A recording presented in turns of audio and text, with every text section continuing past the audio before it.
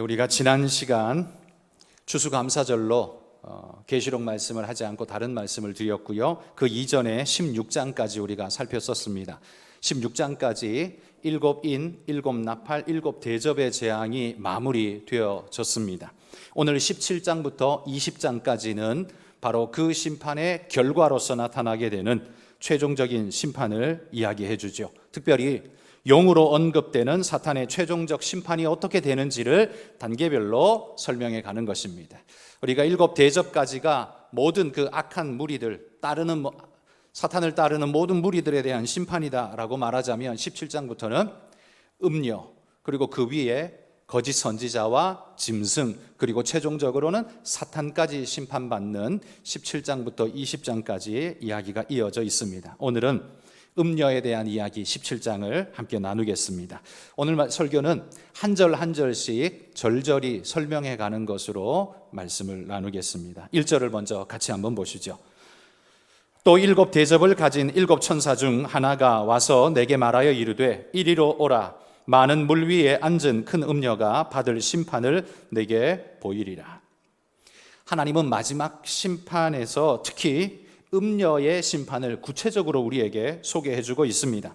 이건 음녀의 행위가 얼마나 하나님을 대적하고 뿐만 아니라 하나님이 싫어하시는 행위, 그래서 하나님이 심판하실 만한 분명한 행위인가를 오늘 우리에게 보여줍니다.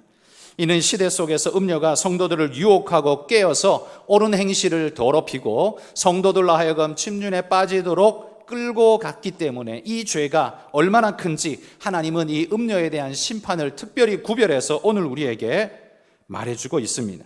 그래서 계시록 18장 4절과 5절에서는 이렇게 말합니다. 같이 한번 읽어봅시다. 또 내가 들으니 하늘로부터 다른 음성이 나서 이르되 내 백성아 거기서 나와 그의 피에 참여하지 말고 그가 받을 재앙들을 받지 말라. 그의 죄는 하늘에 사무쳤으며 하나님은 그의 불의한 일을 기억하신지라. 17장에서 음녀의 심판을 자세하게 이야기하시는 이유를 지금 설명하는 겁니다. 왜 이렇게 자세히 설명하시느냐? 그건 성도들이 이 땅을 살아가면서 음녀의 유혹에 무너져서 죄에 참여하는 자가 되지 말기를 바라시기 때문에 말씀하고 있는 겁니다. 그 음녀를 따르는 자의 최후는 반드시 비참한 심판과 종말을 고할 뿐입니다. 그러므로 우리는 오늘 이 음녀의 심판 말씀을 눈여겨 보셔야 하고 쾌락과 부귀와 영화만 쫓다가는 그것만 쫓아가다가는 결국 어떻게 되는지를 명확하게 보셔야 합니다. 그래서 그리스도인은 우리 육신의 소욕이 우리를 부르는 대로 그냥 그렇게 살아가는 사람들이 되어서는 안 됩니다. 오늘 이 시대가 여러 모양으로 네가 원하는 대로 해, 네 마음의 소리를 들어, 네가 원하는 걸 하는 것이 행복이야 라는 소리를 하지만 여러분 그 속의 소리 중에는 죄의 소리도 있다는 걸 기억하셔야 합니다. 죄성에 찌들어 있는 우리의 모습 속에 내 속에 들리는 소리가 다 나의 옳은 소리가 아니라 죄가 나를 유혹하는 소리가 섞여 있다는 사실을 기억하고 그걸 분별할 수 있는 지혜가 있어야 합니다. 그래서 영의 감각을 살리셔야 하고 이걸 위해서 성령의 소리에 집중하시기를 바랍니다.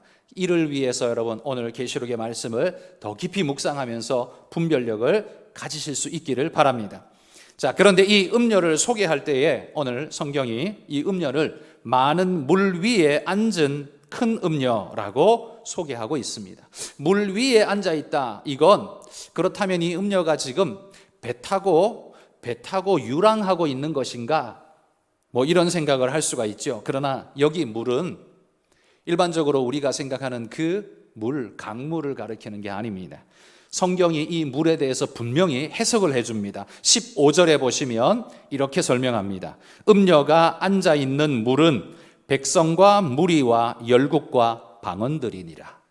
그러니까 음녀가 물 위에 앉아있다는 말은 그냥 물 위에 배 타고 있다는 소리가 아니라 백성과 무리와 열국과 방언들, 곧 다시 말해 천하만국의 모든 사람들 위에 군림하면서 지배하면서 그렇게 왕처럼 지금 앉아있다는 그런 소리이죠. 그러니까 마치 이 표현을 그대로 빌리자면 물 위에 보좌를 놓고 앉아있는, 사람들 위에 보좌를 놓고 앉아있는 그런 모습을 보여줍니다. 그 모든 백성을 통치하는 머리 같은 존재로 자기를 드러내고 있지요. 국가를 초월해서, 민족을 초월해서 모든 백성을 지배하고 통치하는 그런 존재로서의 지금 음녀의 모습을 보여주는 겁니다. 2절에 보시면 땅의 임금들도 그와 더불어 음행하고 땅에 사는 자들도 그 음행의 포도주에 취하였다, 이렇게 표현하고 있습니다. 땅의 백성들만 그에게 사로잡힌 게 아닙니다. 땅의 임금들도 그와 더불어 음행하고 그에게 사로잡혀서 음행의 포도주에 취하여 빠져들어간 존재가 됩니다. 그러니까 음녀가 온 나라 민족과 사람들을 사로잡아서 음행에 빠지게 하고 그 음행의 굴레 속에서 모든 것을 장악하고 있는 모습을 보여주고 있는 것이죠. 여러분, 악의 영향력은 한 나라와 민족에 국한되지 않고 모든 경계를 초월해 온 세계를 장악하고 있습니다. 이미 모든 우리의 세계의 나라와 백성들은 사실 음란에 취해서 음녀의 백성이 되었다라고 말해도 과언이 아닐 겁니다. 우리는 미국은 트럼프가 다스리고 중국은 시진핑이 다스리고 어느 나라는 누구가 다스리고 라고 표현하겠지만 실상은 이 모든 나라들의 배후에서 음녀가 통치하고 있고 유혹하고 있다라는 사실을 성경이 우리에게 보여주고 있다는 거예요. 그러므로 여러분, 우리의 목적과 시선이 그냥 세상 사람들처럼 단순히 사는 게 뭐 있나, 살아남는 게 그게 방법이지, 그러면서 그냥 먹고 사는 것이 전부인 것처럼 생각하고 살면 나도 모르게 자연적 음녀의 영향력 아래에 사로잡혀 갈 수밖에 없다라는 겁니다. 이 시대와 상황을 주무르고 사로잡고 있는 이 음녀의 유혹에 우리도 몰래 모르게 그냥 끌려갈 수밖에 없는 겁니다. 그런 음녀의 나라를 가리켜서 성경은 바벨론이라고 부르고 있습니다. 여러분, 이 세상은 수많은 나라가 있지만 정확하게 영적으로 분별해서 딱 두 개의 나라가 있습니다. 하나는 사탄이 통치하며 유혹하며 지배하고 있는, 일명 성경에 바벨론이라고 표현하고 있는 사탄의 나라, 바벨론 도성이 있고, 하나님이 통치하시며 성령으로 이끄시는 믿음의 사람들의 무리들, 그래서 예루살렘 도성이 있습니다. 이 나라 저 나라가 있지만 결국 영적으로 따지면 두 개의 나라만 존재한다는 거죠. 물리적으로 우리가 어느 같은 지역에 있다고 해서 같은 백성이 아닙니다. 여러분은 스스로에게 한번 돌아보며 질문해 보십시오. 나는 바벨론 성민인가? 아니면 예루살렘 성민인가?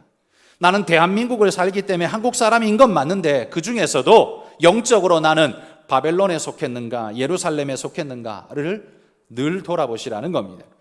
우리가 쉽게 하는 말, 목구멍이 포도청이다라는 말, 어쩔 수 없다는 거죠. 먹고 살려면 어쩔 수 없고 끌려가고 사로잡혀 살아남기 위해서 어쩔 수 없다. 여러분, 그렇게 살다 보면 결국 어떻게 됩니까? 음녀의 유혹에서 벗어날 수가 없고 짐승의 마수에서 벗어날 수가 없는 겁니다. 그래서 성경은 우리에게 늘 계속해서 성령을 쫓으라고 강조하면서 말씀대로 살 것을 요청하고 있는 바입니다. 하나님은 이 본질의 모습을 보여주기 위해서 요한을 데리고 광야로 가십니다. 3절 말씀을 보십시오. 곧 성령이 나를 데리고 광야로 가니라. 내가 보니 여자가 붉은 빛 짐승을 탔는데 그 짐승의 몸에 하나님을 모독하는 이름들이 가득하고 7머리와 10뿔이 있으며, 이렇게 말합니다. 여자가 7머리 10뿔을 가진 붉은 짐승을 탔습니다. 이게 어떤 존재일까요? 사실 이 짐승은 예전에 우리가 봤습니다. 계시록 13장 1절에 사탄의 마루타처럼 등장하는 바다 짐승이었습니다. 우리 같이 한번 읽어볼까요? 내가 보니 바다에서 한 짐승이 나오는데 뿔이 10이요 머리가 7이라. 그 뿔에는 10 왕관이 있고 그 머리들에는 신성 모독하는 이름들이 있더라. 그러니까 이 음녀는 사탄의 앞잡이인 바다 짐승을 타고 사탄의 후원을 받습니다. 그러면서 악을 뿜어내며 하나님을 대적하는 일을 만들어내고 있습니다. 짐승과 이 사탄은 영적인 존재로서 숨겨진 그런 모습이라면 음녀는 그들을 대신해서 세상 속에 나타나서 세상 사람들을 유혹하고 미혹하고 끌고 가는 그런 존재로서 지금 등장하는 겁니다. 그러니까 얼굴 마담처럼 음녀가 지금 사람들 앞에 나타나 있는 것이지요. 우리가 그를 음녀라고 부르는 건 성적으로 타락했다라는 이유만 있는 게 아니라, 그건 육신적인 이유지만 성경은 오히려 영적으로 하나님을 예배하고 경배해야 할 자가 하나님 아닌 다른 우상을 경배하고 섬길 때 이걸 영적 간음이라고 해서 바로 음녀라고 부르고 있는 겁니다. 그래서 성경이 음녀라고 말할 땐 사실 육적인 면보다는 영적인 면이 훨씬 더 강하게 많이 작동합니다. 4절에 보면 이 여자 음녀는 자줏빛과 붉은빛 옷을 입고 있습니다. 고대에 자줏빛깔은요, 지금이야 염료기술이 뛰어나서 조합을 통해서 충분히 색깔도 만들 뿐만 아니라 향기까지도 우리가 다 만들어낼 수 있지만, 그러나 고대에는 자연에서부터 추출해낸 색깔만 뽑아낼 수 있죠. 그러다 보니까 자연 원료에서부터 그 색깔을 뽑아야 합니다. 그런데 이 자줏빛이라는 것은 바다에서 나는 아주 드물게 많지 않은 그런 원료에서부터 뽑아낼 수 있는 빛깔이기 때문에 물량이 아주 제한적이고 한정적이다 보니까 이 빛깔은 왕의 복색으로 사용합니다. 그래서 일반인들이 쓸 수 없는 아주 고급, 그리고 그건 등급을 나타내는 왕의 복색으로 색깔로 인정되어집니다. 붉은 빛깔은 귀족의 색깔로 사용되어졌습니다. 그런데 이 음녀가 두르고 있는 그 옷은 자줏빛과 붉은 빛을 다 두르고 있습니다. 이게 뭘 말하겠습니까? 이 음녀는 세상의 모든 권세를 한 몸에 두르고 있다는 겁니다. 모든 왕들을 자기 수하에 있는 수족처럼 막 부릴 수 있는 유혹의 우두머리로서 모든 권세까지도 휘두르고 있다는 거죠. 뿐만 아니라 금과 보석과 진주로 꾸몄다라고 말합니다. 이는 부귀를 말하는 거죠. 음녀로서 성적인 타락, 음행과 금은보화의 부귀와 자줏빛과 붉은빛의 권력과 성적으로, 물질적으로, 권력으로 이 세 가지가 오늘 이 시대를 특징짓는 3대장과 같은 요소 아닙니까? 일명 돈, 섹스, 권력. 이 세 가지가 오늘 이 시대가 미친 듯이 추구하게 되는 세 가지입니다. 이 세 가지를 갖기 위해 사람들은 혈안이 되어 있지요. 그런데 이 세 가지를 지금 누가 다 가지고 있느냐 하면 음녀가 이 모든 걸 다 가지고 내게로 오면 이거 너희에게 주리라 라고 말하는 것 같이 들리고 있습니다. 그렇게 과시하고 있습니다. 여러분, 우리 주님도 40일간 광야에서 금식하신 이후에 사탄에게 시험 받을 때 사탄이 예수님께 나와서 마지막으로 했던 질문이 이겁니다. 만일 내게 엎드려 경배하면 천하만국의 영광, 이 모든 것을 내가 너에게 주겠다. 마치 자기에게 있는 것처럼 그렇게 표현했습니다. 마치 그것처럼 지금 음녀도 똑같습니다.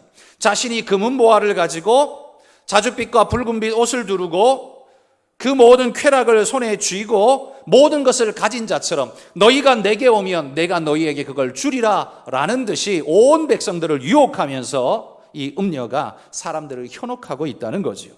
뿐만 아니라 4절에 이어서 그는 손에 금잔을 가졌는데 가증한 물건과 그의 음행에 더러운 것들이 그 안에 가득했다라고 말합니다. 여러분, 한번 상상해 보십시오. 이 음녀가 짐승을 타고 있습니다. 누가 감히 그 근처에나 갈 수 있겠습니까? 짐승한테 물려 죽으려고요? 거대 권력이죠.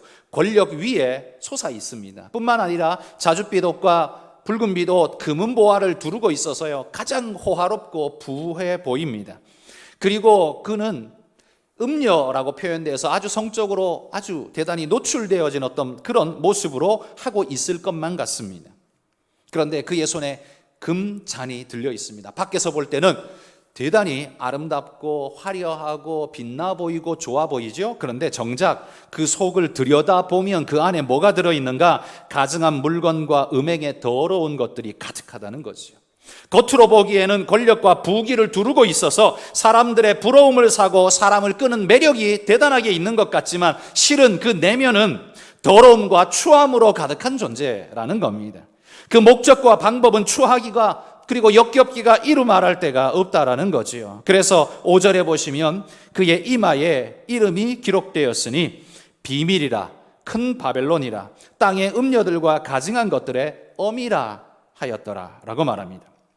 계시록에 이마에 이름이 기록되었다는 표현을 자주 쓰고 있는데요, 이건 소속을 가리킨다. 제가 계속 말씀드렸죠. 누구의 소속인가를 말해주는 징표 같은 것입니다. 누구의 소속이냐? 이 음녀의 이마에는 이름이 뭐라고 새겨 있느냐? 비밀이라고 합니다. 이건 드러나지 않고 숨겨져 있다는 뜻이죠. 음녀의 외면은 화려하고 대단해 보이지만 그의 속은 가증스러움과 더러움으로 꼭꼭 숨기고 있는 존재입니다. 누구도 그 본질을 잘 파악하지 못하고 유혹하는 대로 그냥 끌려가 버린다는 거지요. 그의 진짜 이름은 뭡니까? 큰 바벨론이라고 합니다.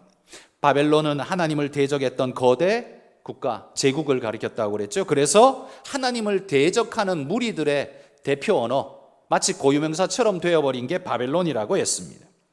그리고 땅의 음녀들과 가증한 것들의 어미라고 부릅니다. 여러분, 여기 어미라는 표현이 의미가 깊지 않습니까? 이 표현 속에는 존재의 본질과 재생산을 담보하고 있는 표현입니다. 그러니까 이 음녀라는 건 가증하고 더러운 것을 재생산해내면서 모든 이들을 더러움으로 오염시켜내는 마치 숙주와 같은 역할을 하는 존재, 그게 음녀라고 말하고 있습니다. 그런데 그가 외면적으로는 화려함과 아름다움으로 치장해 있습니다. 그녀에게 가면 행복과 쾌락을 무한정 줄 것 같은, 정말 그녀의 품이 파라다이스다라고 착각하도록 만들어 버리는 요소를 그가 가지고 있다는 거죠. 그에게 가면 고난도 없고 노동도 안 해도 되고 어려움도 근심도 없고 그냥 놀고 먹고 즐기기만 하면 될 것 같습니다. 그러나 사실 본질은 그 잔 안에는 가증함과 더러움으로 가득하다라는 거예요. 6절, 음녀는 성도들의 피와 예수의 증인들의 피에 취한 자라, 이렇게 표현합니다. 여기 취했다라는 표현은 술을 빗댄 표현이지 않습니까?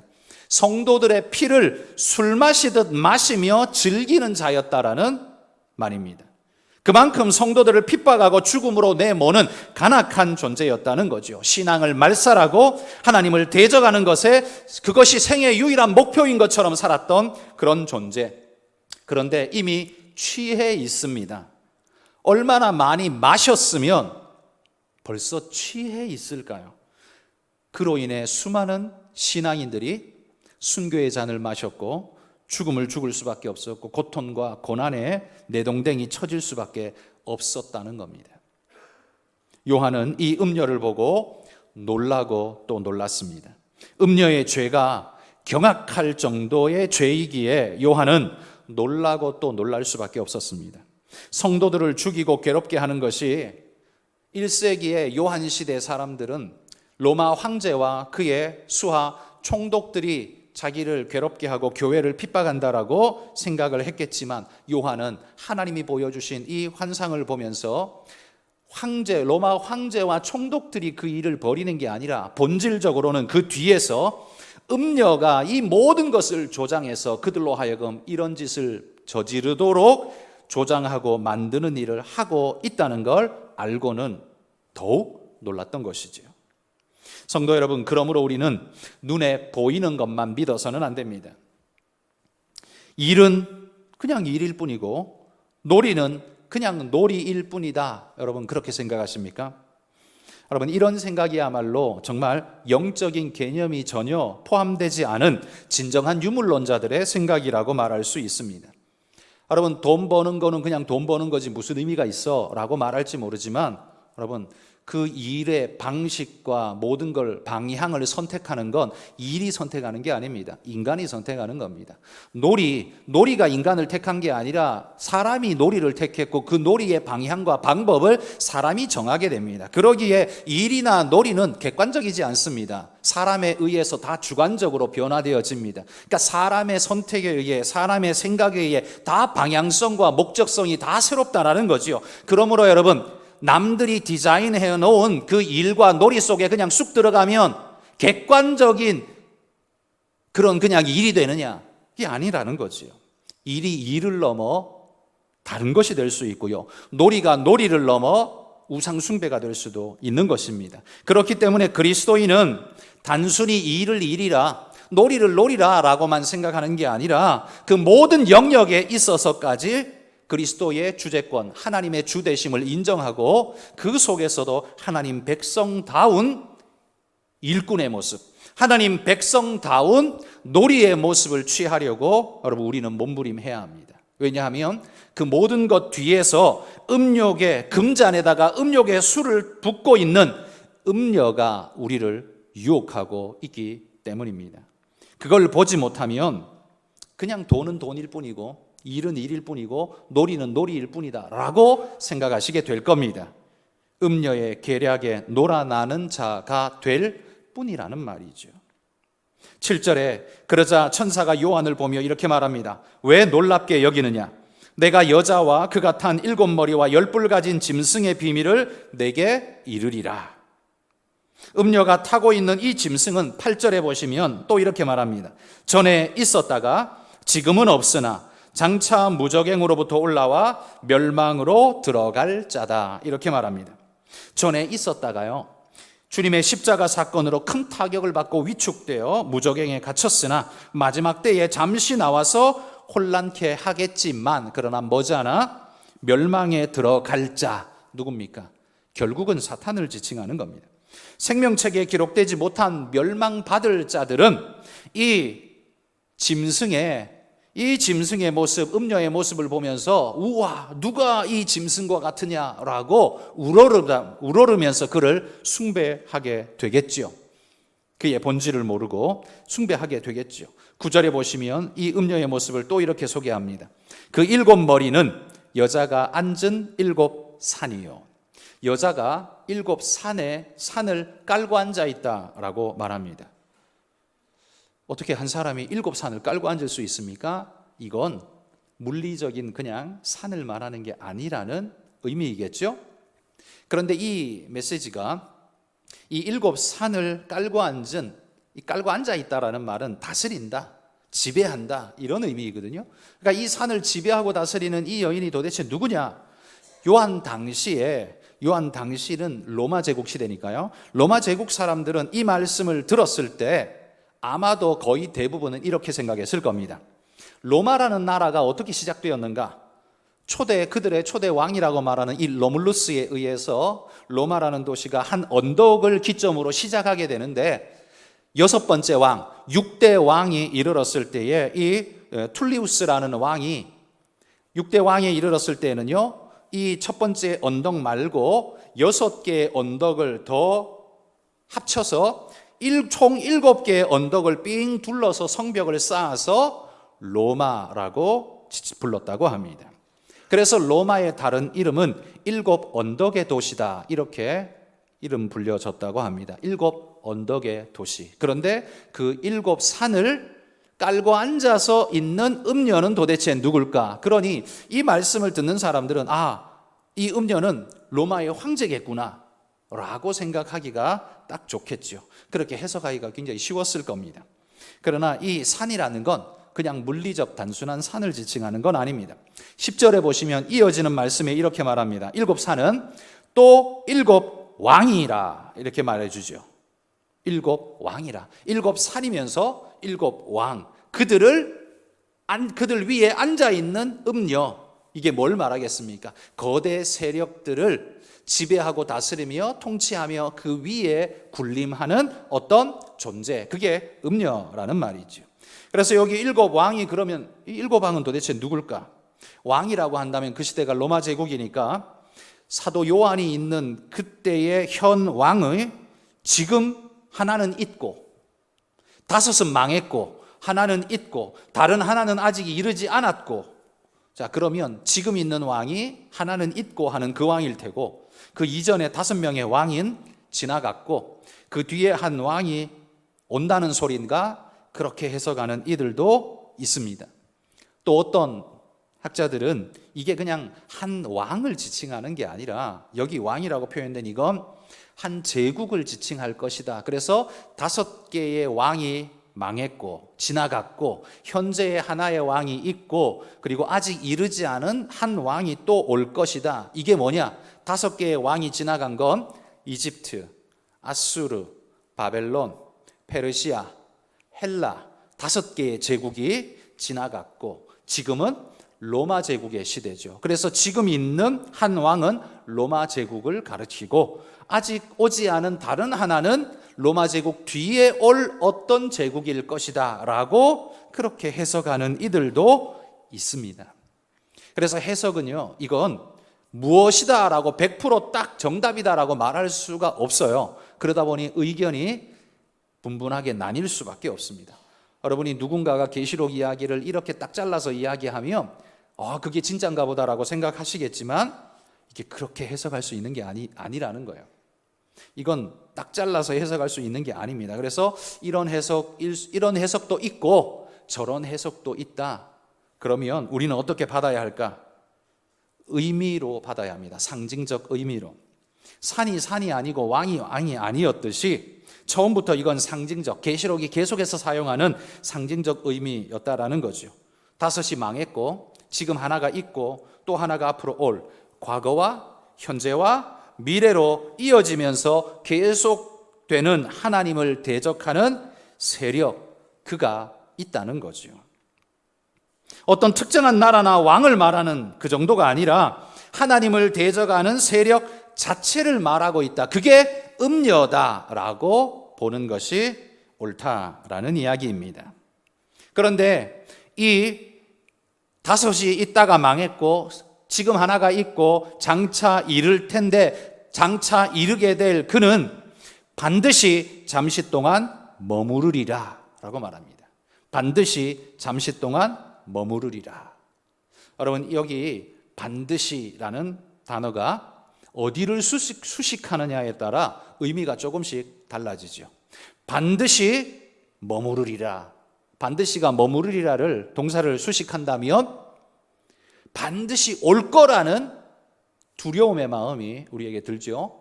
하나님을 대적하고 이 7왕 중에 하나의 왕으로 등장할 거다, 대적자가 일어날 거다라는데 포커스가 있는 의미로 들려집니다. 그러나 이 반드시가 바로 뒤에 나오는 잠시 동안을 수식한다면 반드시 잠시 동안 머무르리라 라면 그가 오기는 오는데 그의 시간이 길지 않고 잠깐 올 것이다 라는 의미죠. 아마 이 후자의 의미가 저는 옳다고 생각합니다. 그러므로 성도들이 이러한 하나님을 대적하는 이런 자가 올 거라는 이야기에 미리 겁먹고 두려워할 필요는 없습니다. 왜? 이전에 지나간 자들도 사실 그만큼 두렵고 힘든 존재였지만 교회는 그 모든 걸 이겨내고 오늘까지 살아 있습니다. 그러니 앞으로도 변함없이 다 이겨내고 주님 오실 날까지 신앙을 지켜갈 것입니다. 그러므로 여러분, 이 말씀을 보며 두려움이 아니라 하나님이 잠시 동안, 그런데 반드시 잠시 동안 하나님이 잠깐만 있게 하실 거라는 이 말씀을 마음의 위로로 받고 굳건하게 여러분 믿음을 지켜가시기를 바랍니다. 자, 11절에 보시면 그 마지막에 이를 자는 8째 왕이라 라고 불립니다. 그런데 이 묘한 것이 이 8째 왕이요 7에 속한 자라 이렇게 또 표현하고 있습니다.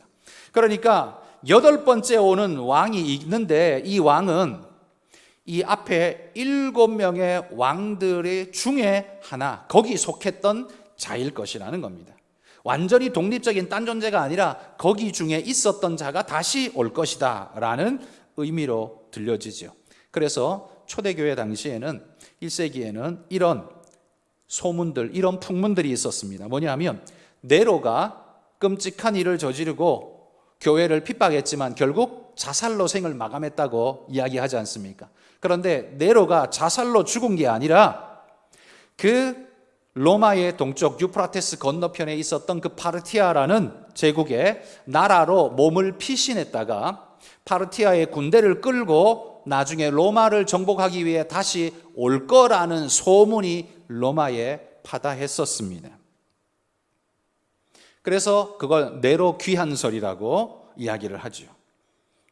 왜 이런 소문이 도는가? 네로가 워낙 혹독한 기독교 박해자였고 마귀적인 존재로 비춰졌기 때문에 성도들 심령 속에 이게 두려움이었습니다. 그런데 7에 속했던 자가 8번째 다시 등장한다니까 이건 뭐냐? 그러면 이전에 네로가 지금 죽었다라고 표현하고 있지만 사실 그게 아니라 다시 등장하는 것 아니냐라는 두려움으로 이 말씀을 해석하는 이들이 많았다는 거예요.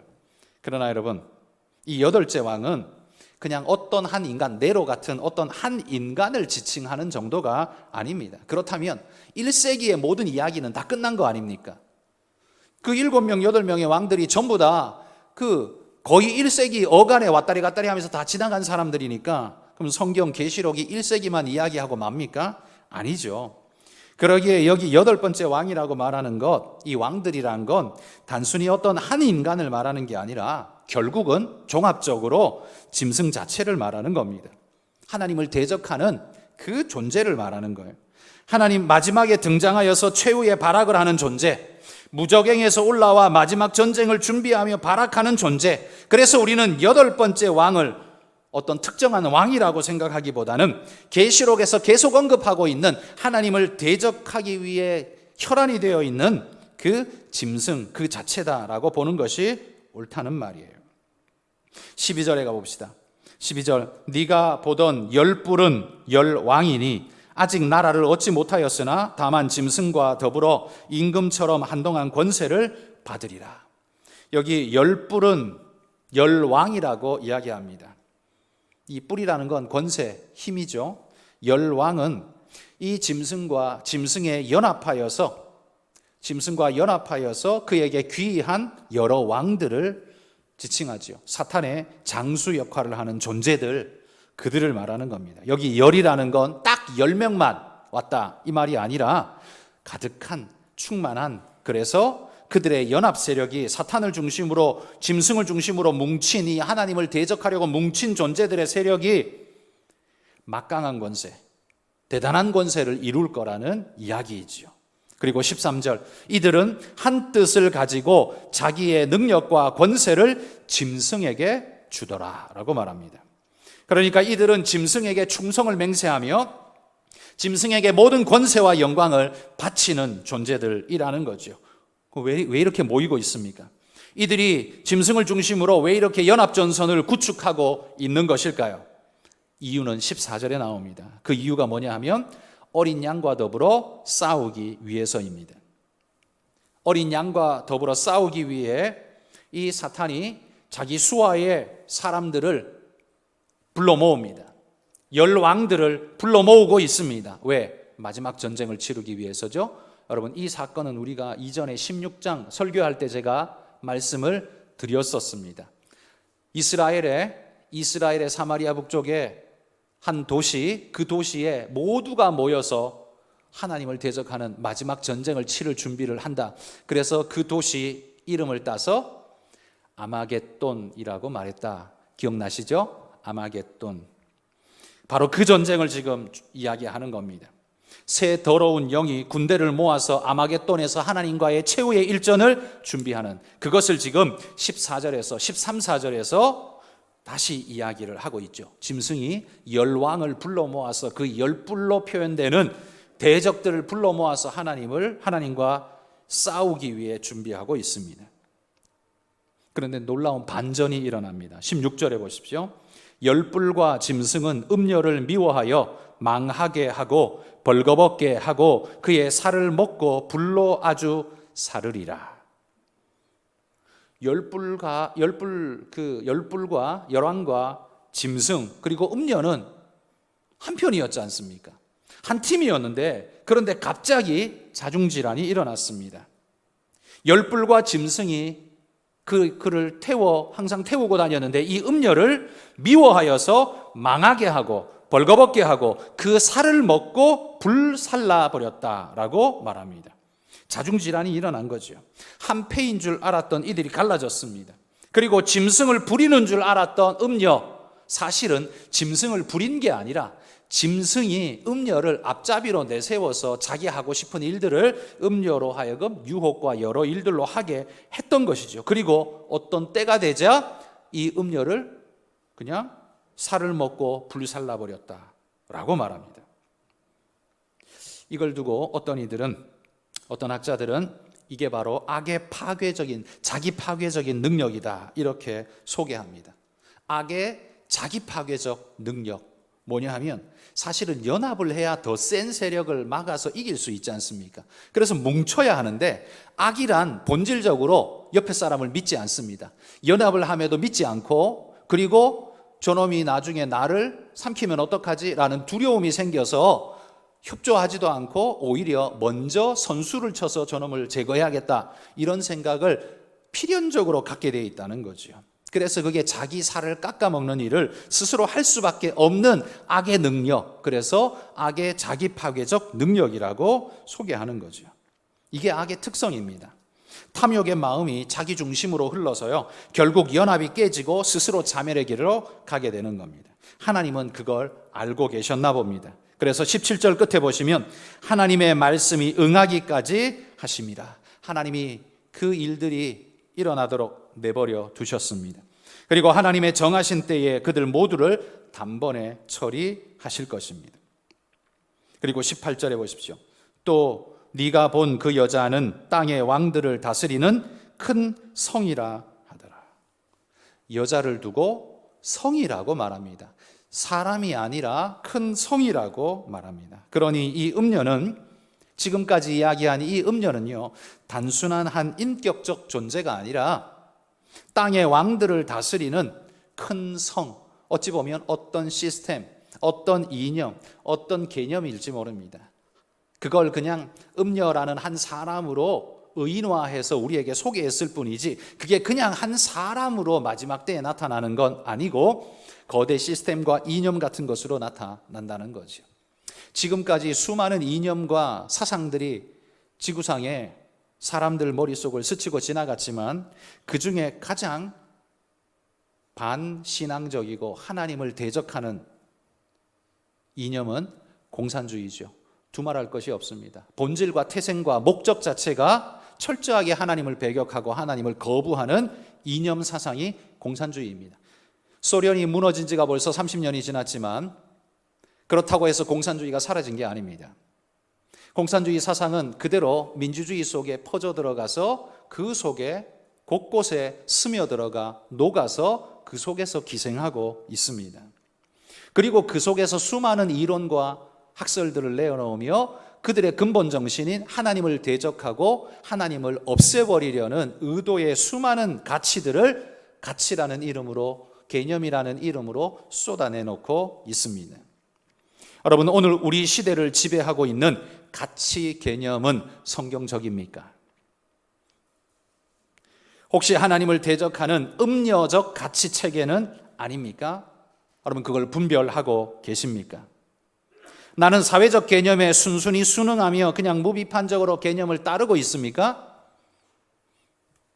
우리 그리스도인들도 요즘 우리나라를 보면 굉장히 심각한 상태죠. 지난주에도 제가 언급을 했습니다만, 정치적인 언급을 했습니다만, 두 파로 나뉘어져서 심각한 상태에 빠져 있습니다. 치유불능의 상태처럼 보입니다. 여러분, 이쪽과 저쪽이 선과 악으로 갈려져 있는데 선과 악일 수가 없죠. 어디가 어떻게 한쪽이 무조건 선이 될 수 있습니까? 어떻게 반대가 무조건 악이 될 수 있습니까? 양쪽 다 선과 악을 다 가지고 있습니다. 그들이 주장하고 있는 것이 그들의 개념 속에서 펼쳐진 어떤 것들인데, 그렇다면 지금 교회도요, 그 두 개념에 휘둘려 가지고 교회가 다 잘 갈라져 있습니다. 다 갈라져 있습니다. 교회가 그 개념 아래에 신앙이 휘둘리며 갈라져 있다는 말입니다. 그런데 이게 정상입니까? 비정상이죠. 어떻게 돼야 정상입니까? 정치 개념이 좌파 우파를 시컨 떠들고 해서 세상을 반쪽으로 나눠 놓아도 성경적 신앙적 개념이 더 위에 있어서, 높이 있어서 이것을 통합하면서 오히려 성경적인 개념으로 하나님의 뜻하시는 사회로 만들어가기 위해서 통합과 조화를 이루고 치유에 나아갈 수 있도록 끌고 가야 하는 그것이 신앙이어야 하지 않나요? 그런데 오히려 지금 한국교회는 좌파와 우파로 나뉘어져서 그들이 휘두르는 칼날에 정신없이 휘둘리면서 거기에서 정신을 못 차리고 있습니다. 그래서 교회 이제 교인들도 나뉩니다. 지금이야 좌파 우파가 한 교회 있지만 나중에는 좀 지나면요, 좌파 교회는 좌파 교회로 갈 것이고 우파는 우파 교회로 가서 교회가 두 동강이 날지 모릅니다. 이게 옳습니까? 성경의 하나님 말씀 개념이 세상의 정치적 이념보다도 크지 못합니까? 그걸 다스리지 못합니까? 그걸 다스리지 못하는데 그러면 뭘 다스릴 수 있습니까? 오늘 우리 시대를 보며 우리가 걱정해야 할 것은 좌가 맞냐 우가 맞냐를 논하기보다 지금은 거의 뭐 종교가 돼버렸죠. 좌종교, 우종교가 되었습니다.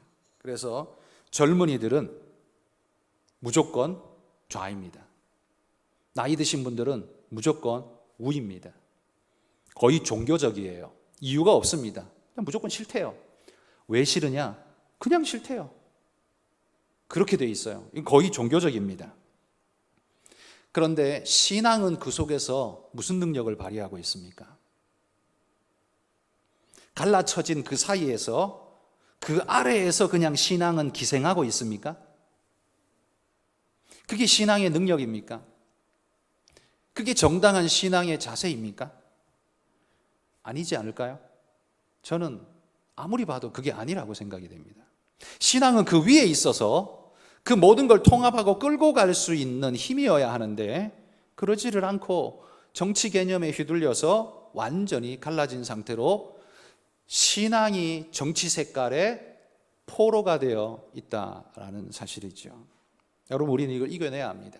저는 이 개념, 이 싸움과 이 개념 자체가 음녀에다가 비교를 한번 해보고 싶습니다. 여러분을 휘두르고 있는 어떤 것, 여러분 그 속에는 하나님이 주신 건강한 개념도 있지만 사탄이 던져넣은 아주 악한 것들도 있습니다. 그걸 분간해야지 그리스도인이지, 이 편이냐 저 편이냐 휘둘려 다니는 게 그게 어디 그리스도인입니까?